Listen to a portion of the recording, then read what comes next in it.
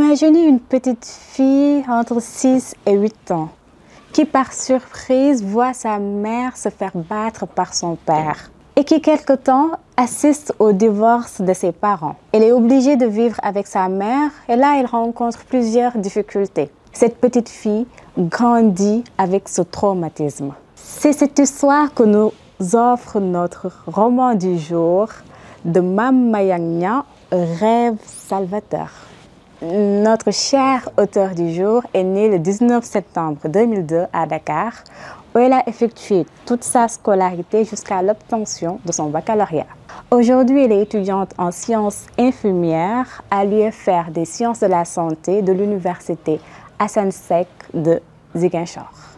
Dans cet ouvrage, l'auteur présente l'histoire de Fina, qui, après le divorce de ses parents, est restée avec sa mère.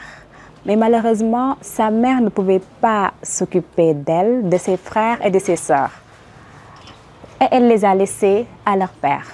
Mais cette cohabitation devient très difficile avec la nouvelle femme de leur père, qui ne fait que leur faire vivre l'enfer sur terre. Fina, se sentant très mal, est arrivée un jour à penser au pire.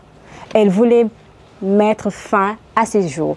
L'auteur met en lumière des réalités brutales, violence conjugale, viol, cette souffrance des femmes, et elle nous montre qu'il y a une banalisation de cela. C'est comme si c'était normal qu'une femme soit battue.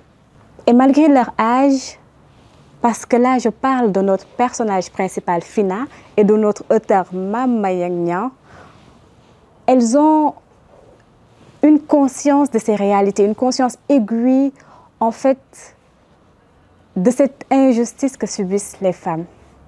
Pour finir, souvent dans la vie, lorsque tout va mal, il y a une lueur d'espoir. Cette chose qui nous fait avancer. Pour Fina, cette lueur, c'est un rêve. C'est ce rêve qui a fait en sorte qu'elle puisse tenir. Et vous voulez savoir c'est quel genre de rêve? La réponse se trouve dans Rêve salvateur de notre Mame Mayang Niang, que je vous invite à lire, chers lecteurs et chères lectrices. Je vous donne rendez-vous à très bientôt pour notre voyage des mots. Merci.